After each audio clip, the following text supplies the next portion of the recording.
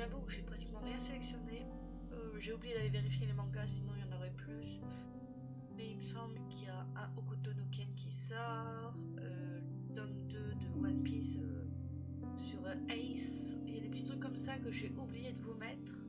On aura surtout des romans. Je crois qu'il n'y a que des romans, j'ai oublié d'aller regarder les mangas. Mais sachez qu'il y a quelques petits mangas qui sortent, mais j'en ai pas trouvé beaucoup non plus qui m'intéressaient. Il y a beaucoup de suites, que je ne suis pas à jour, donc je ne vous les ai pas mises. Commençons par le premier titre. Le premier titre qui sortira le 4 octobre 2023 aux éditions Hauteville s'intitule Psyché et Eros de Luna McNamara. Désolée si je dis mal les noms. Je vous lis vite fait le petit résumé. On est encore dans cette ambiance un peu mythologique que j'aime bien en ce moment. Qui a dit que l'amour véritable était un mythe? Selon une prophétie, Psyché est destinée à vaincre un monstre des dieux eux-mêmes. Rompue au maniement de l'arc depuis son plus jeune âge, la princesse de Mycène s'apprête à embraser sa destinée. Mais sa beauté légendaire lui attire la jalousie d'Aphrodite, qui envoie Eros lui jeter une malédiction d'amour fatal. Lorsque celui-ci se pique avec la flèche promise à Psyché, il se retrouve condamné à l'aimer et se la voit arracher à l'instant où leurs yeux se rencontrent, ce qui ne manque pas d'arriver. Afin de conjurer l'irréparable, l'impétueuse Psyché doit triompher des épreuves mortelles que fomente Aphrodite. Pour sauver son amour perdu, Psyché est prête à tout. Faillit-elle descendre jusqu'en enfer? Ouais, la suite est un peu cachée sous le côté avec la lumière qui ressort. Donc voilà, petite mythologie. Donc pourquoi pas? J'ai toujours pas lu le chant d'Achille et Circé, mais tout va bien. Continuons avec la prochaine sortie. Sortira le 4 octobre 2023, toujours aux éditions Naos. J'espère que c'est bien ça. Parce que je n'ai aucun livre des éditions Naos, mais j'ai le précédent de cette autrice qui m'intéresse. Il faudra que j'aille voir ça. De Sacha Bazent, La Citerne. Comme le précédent, on va se lire le petit résumé parce que de moi-même, je ne saurais pas vous dire de quoi il s'agit. Sarah rentre enfin à la maison. La maison, c'est la citerne. Une cité HLM, pas comme les autres où elle a vécu une enfance idyllique baignée de surnaturel au sein d'une communauté où bienveillance et entraide sont de mise et dont les résidents vivent cohabitant avec les résidents décédés.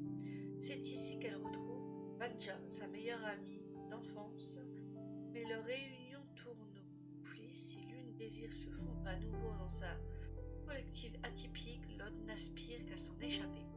Alors que des secrets au sujet du passé de Sarah, de sa mère et de son départ de la citerne sont révélés entre les deux amies, c'est tout le passé de la citerne qui est exhumé.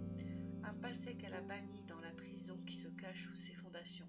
Un passé qui risque de les submerger à tout moment, libérant des fantômes bien moins amicaux que ceux dont les résidents ont l'habitude.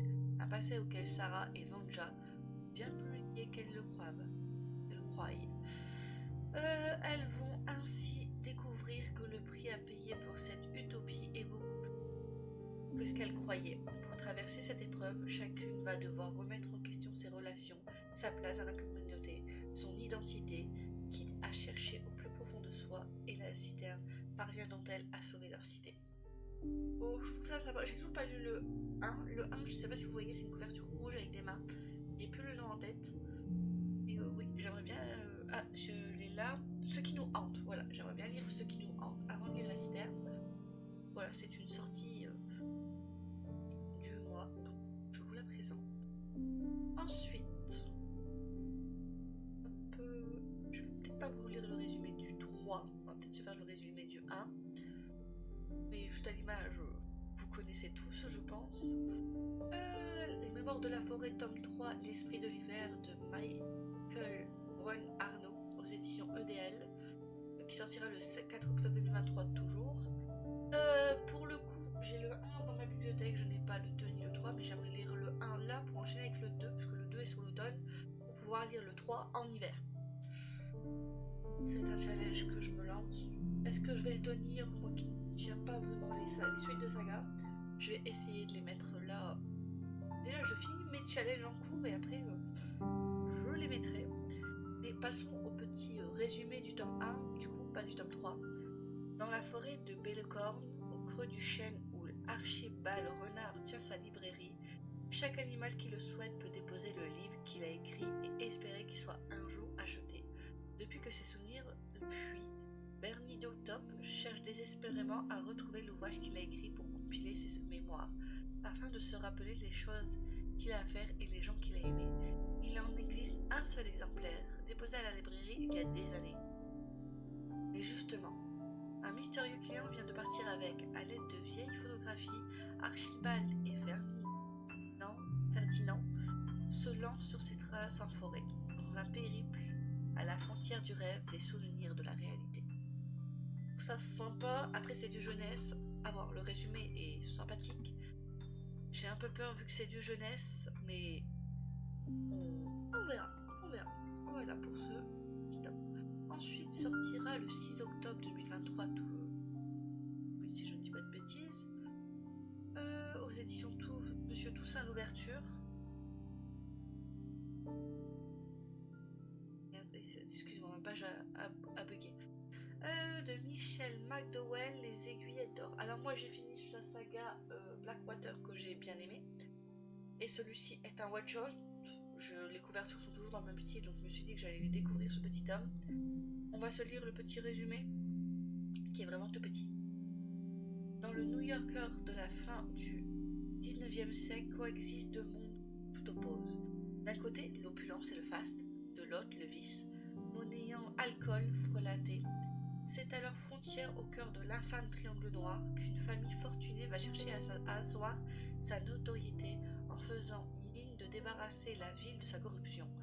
Les Stalwart dirigent d'une main de fer leur patriarche. L'influence est implacable. Le juge James Stalwart assisté de son fils Edward, pasteur au sermon incendiaire, et de son gendre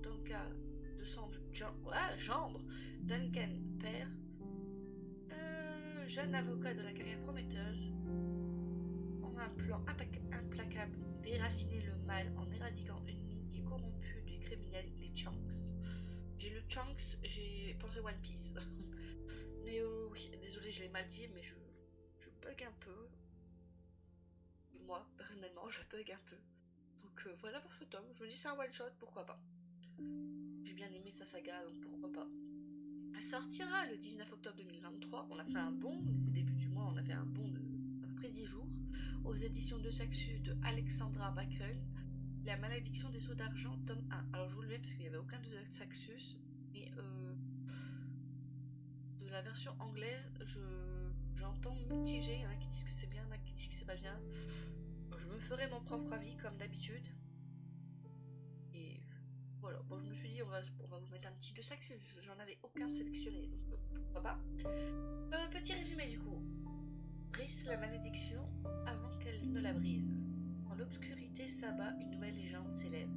Né dépourvu de magie, Tamsin a passé son enfance mis à l'écart tandis que son frère adoptif, Cabel, et leur tuteur Nash partaient à la chasse aux reliques enchantées. Lorsque ce dernier disparaît mystérieusement, elle décide d'aider son frère dans ses quêtes au péril de sa vie.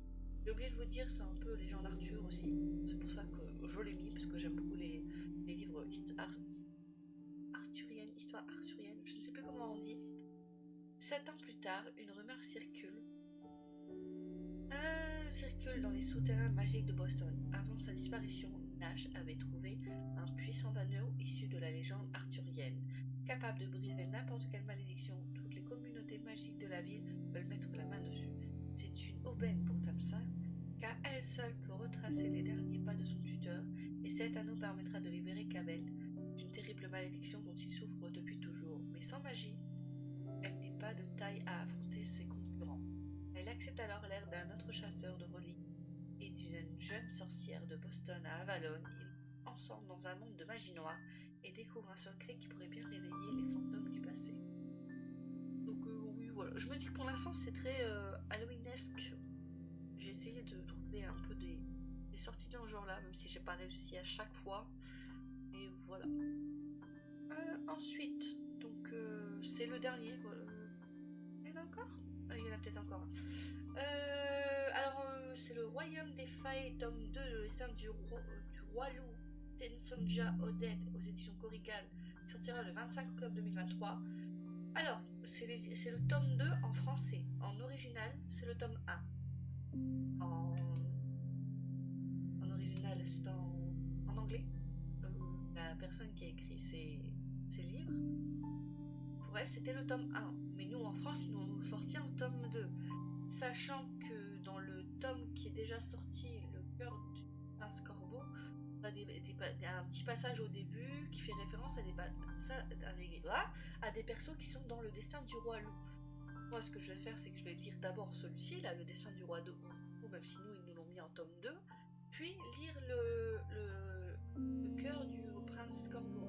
J'avoue que quand je vois les maisons d'édition qui sortent les livres dans le désordre, ça me donne envie d'apprendre vraiment à lire l'anglais plus en profondeur.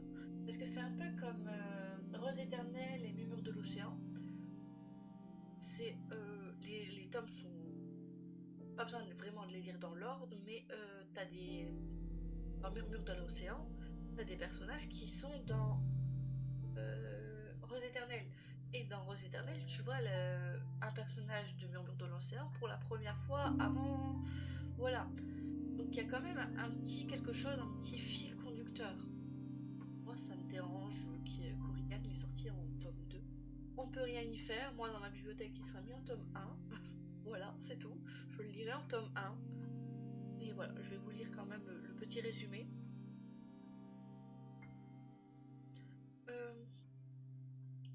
Tout ce que veut Gemma, c'est laisser son passé derrière elle et oublier le jour. Un scandale lui a brisé le cœur. Lorsqu'elle est capturée par un roi failli qui menace de l'emprisonner pour se faire payer une rançon, rien ne va plus. À moins que Gemma fasse preuve de stratégie, car le roi Elliot est sous l'emprise d'une malédiction et il mourra bientôt si elle n'est pas brisée. Et si Gemma peut utiliser cela à son avantage, elle pourra peut-être retrouver la liberté. Tout ce qu'elle a à faire est de l'aider à briser sa malédiction. Il n'y a qu'un seul hic. Pour ce faire, ils devront trouver quelqu'un tombe amoureux du cruel et maladroit Elliot. Nous donc l'alliance contre nature, mais peu à peu la haine qui l'un pour l'autre laisse place à quelque chose d'autre, un désir inattendu que Gemma doit combattre, car lorsque la malédiction sera brisée, Elliot retrouvera sa vraie forme, un loup, et sera définitivement perdu pour elle. Voilà. Désolée, j'ai un peu essayé d'aller trop... Je vais aller trop vite, c'est ça mon problème. Et voilà pour ce petit tome. Et le dernier tome que je vous présente... c'est les enquêtes d'Emma Swanson, tome 3. Meurtre et Muffin aux myrtilles de Johan Fluck aux éditions Point. 6 octobre 2023, donc aux éditions Point, c'est la version poche. Sachant que ce même mois, nous avons le tome 9 qui sort. Je ne sais plus comment s'appelle la maison d'édition pour le brochet. Mais il y a aussi le tome 9 qui sort. Moi, je vous présente le tome 3 parce que je les achète en poche. Voilà. C'est tout pour les sorties littéraires dont je vous parle. Il n'y en avait pas beaucoup. Il y a quelques mangas qui vont sortir ce mois-ci. Je peux essayer vite fait de vous retrouver, mais je ne peux pas vous les rajouter dans le diapo. Donc du coup, vite fait, allez voir. Donc le mercredi 4 octobre 2023, vous avez le One Piece épisode A tome 2 qui sort, donc qui conclut les livres sur Ace. Moi j'attends cette sortie pour pouvoir les lire les deux en une seule fois. Nous avons Jujutsu Kaisen tome 21 qui sortira le 5 octobre. Sortira aussi le 5 octobre les carnets de l'apothicaire tome enquête à la cour. C'est repris par un autre auteur mais version enquête. Donc ça je me le ferai aussi. J'ai envie de voir, c'est la même histoire normalement mais version enquête. Donc pourquoi pas. Sortira le 11 octobre 2023 Hokuto no Ken. Le tome 13 du coup. Sortira aussi le 11 octobre Sous un rayon de soleil tome 1 de Tsukasa Ojo. Je sais juste que ça a l'air d'être l'univers de Killerson. Je ne sais pas de quoi ça parle. Moi ça m'intrigue beaucoup. Donc voilà.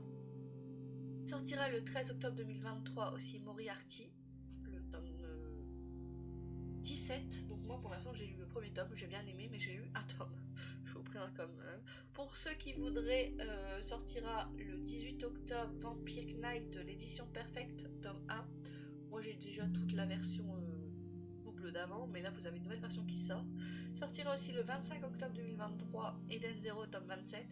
Moi je voulais j'ai le 19 et le 20 à lire, je ne suis pas à jour, c'est pour ça que je n'en avais pas parlé plus tôt. Et c'est tout pour moi, en tout cas pour mes sorties du ce que je suis en manga et en roman. Merci à tous d'avoir regardé cette vidéo. À la prochaine. Allez, ciao ciao.